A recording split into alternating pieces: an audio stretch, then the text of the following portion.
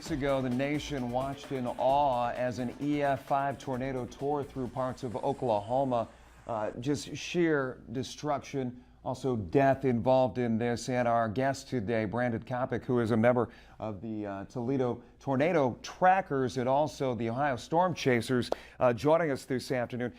You went after this one. Yes, I was right on its tail. The actual El Reno tornado, the one that was rated EF5, I was chasing that, and actually what happened, we were the only chase team that decided we were going to sit east of Oklahoma City because we knew it was going to happen. I mean, it's sad to say, but we knew there was going to be traffic jams, and we didn't want to be caught up in that. And we knew the risk that was going to be taken, and we were sitting there, not saying the kindest words, but we saw just the cluster of chasers, and just seeing all the rotation on radar. We're like, this isn't going to end well. Yeah. Do you guys, I guess, are you calling in? Obviously, as we said at the beginning, you're not meteorologists. You don't have degrees as far as atmospheric, scientific, empirical data, that kind of thing. But are you consulting with meteorologists or people who could give you a little wherewithal as far as when you're in these storms?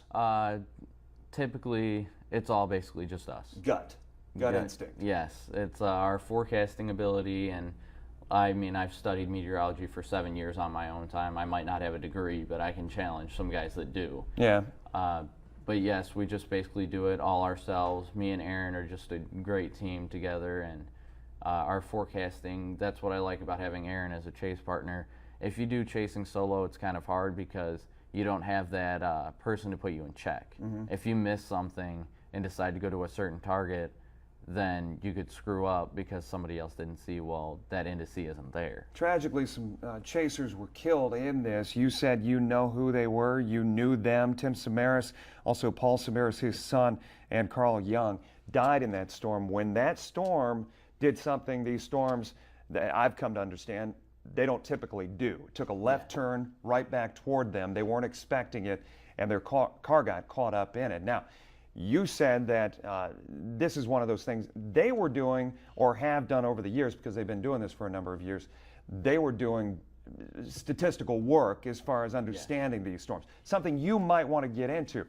We'll get into that in just a second, but first, you knew these three guys. Yeah, I knew Tim, Paul, and Carl. That we weren't like super close friends. They were from the Discovery Channel show Storm Chasers, which ended up getting canceled, but they were heroes to me basically. But then I started talking to them more, and they became friends, and it was just hard to deal with because the Friday that they passed away, I had just met them for the first time at a McDonald's in Concordia, Kansas on that Monday, and they were just the nicest guys you'd ever meet because, I mean, we just sat there and swarmed them. There were a whole bunch of chasers over there and swarmed them, and Tim just finished with his meal, and he just looks at us, "You want a bite of my burger?" And he was really the nicest guy that you would ever meet. And they loved to take pictures with us. And after they were done eating, they were like, "Did you want to come see our research truck?" And of course, that's just Tim's nature. We were just like, of course. Yeah. And he showed us his Lightning research truck, and it was just amazing. Tim was, I told him this straight to his face on Monday. I was like, "You are the only person who can do research out of the back of a U-Haul truck." Yeah, yeah. And he just did, it was indescribable, the work that he did and the data that he gathered. And it's really a hard hit to the weather community and the research community that he's gone now, because nobody was able to get data like Tim did. They were very close, obviously, to where this thing was. How close were you guys? We came within a good couple miles of it, but our plan, we knew what was going to happen that day. We knew storms were going to fire west of OKC Metro, but we ended up playing east of the Metro because little did we expect a major traffic jam like that, but we knew it was going to be near rush hour, so if we were chasing these storms and needed to get east, we were going to get caught in traffic on the highway. Yeah. So we played east near Chandler, Oklahoma, and we sat around waiting for the storm to come. Was it 3 or 4 o'clock local time, something around there? Yes, it was somewhere around there. Yeah. But basically, as soon as that happened, it just was utter chaos. I mean, we had people going southbound in the northbound lanes of I-35 trying to escape Oklahoma City because news media out there just basically said, "Run." And that could have inevitably been what killed Tim. but I don't know all the details. From what I heard, it was quite possibly that. Yeah. But all I know is that he couldn't. It took a quick turn, and he wasn't ready for it, and it got him. And of all people, Tim, Paul, and Carl were the ones that were the ones about safety, because Reed Timmer, one of the guys from the Storm Chaser show, he has a vehicle made to drive into tornadoes, and even his vehicle had its hood ripped off, which I can claim guilt for, because that night before, or 2 nights before, he got stuck in the mud, and we spent 4 hours in the mud trying to pull him out, and I forgot to latch the hood on the Dominator, so now it's gone. Is this something you would recommend to people to do, or steer them clear of it? Well, it depends. It seems like you have a death wish. No, I don't. It's my passion in life, protecting people.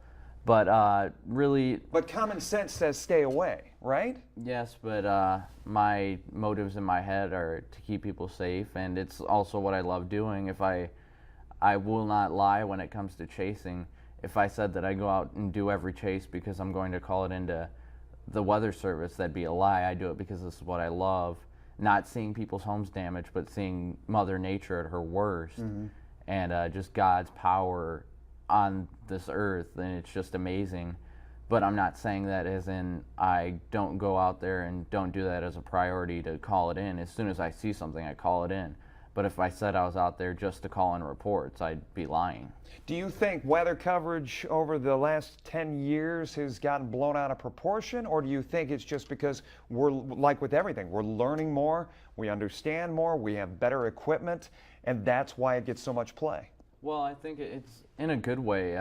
They are giving it more attention. And I got to bring attention to this photo shot too, because you said this thing scared the whatever out of you. Yeah, that lightning strike actually went through my body. I don't know if you can see a red mark on my arm anymore, but it actually went through. That was about 30 yards from me, and Aaron Rigsby took that photo. It was 30 yards from me, and the electricity went through my body enough to cause my heart to screw up its rhythm, and it caused me problems for a good week. But I mean, I'm pretty good recovered now. Yeah.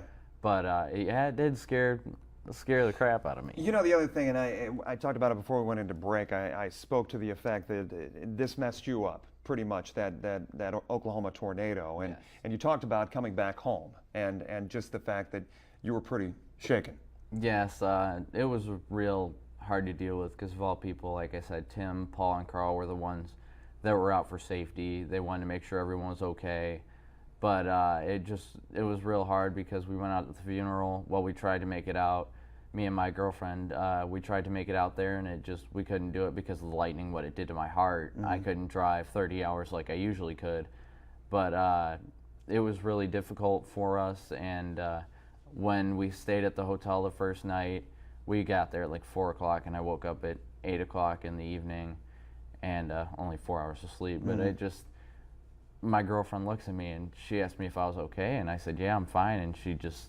You think you were going through post-traumatic stress disorder, right? Yeah, I believe I was, because she just looks at me and asks if I was okay, and I said, yeah, I feel fine, and she just said, well, the whole time you were sleeping, you were whining and crying, and I had no clue I was doing this. Yeah. I felt perfectly fine, but I really haven't had an emotional breakdown from losing them, but it's just a lot to deal with, but they were great people, and it's hard for me to deal with, but I didn't know them as much as their family did. Right, of course. So the pain I'm feeling is nothing compared to what their family's feeling. A couple of questions before we go.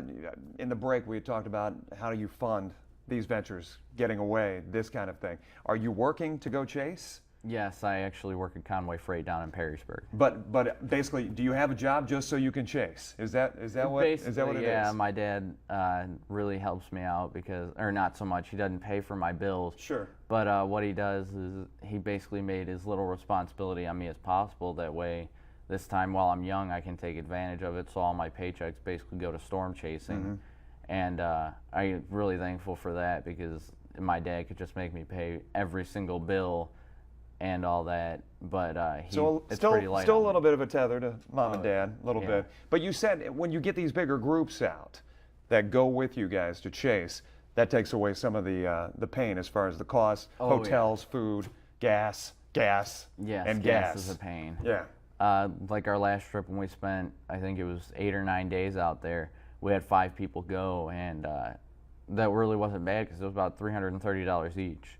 It really didn't end up costing us as much as it could have if it was just one of us, because Yeah. I think it was, I don't know the exact math, but it was around $1,500 total that we needed, and you just divide that up by 5 people or whatever, and it ends up $300. Yeah. So it ended up being quite nice, and it's very helpful for these long extended trips. And then when you're able to sell the video back, does that offset the cost? Typically it does. I mean, this was our first time really selling any major footage, and our broker, Brett Adair, really did a great job at it, and we were able to make a good part of our money spent on this trip, a good at least 2/3 back. Yeah.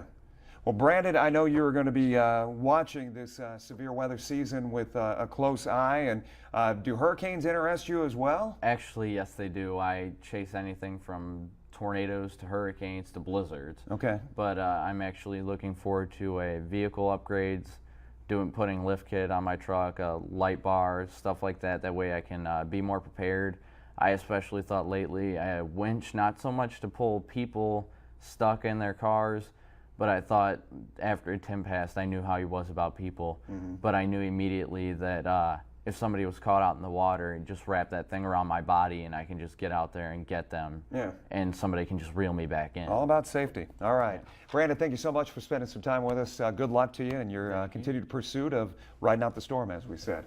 Thank you. Stay with us. We'll be back. We'll wrap things up for this Sunday right after this.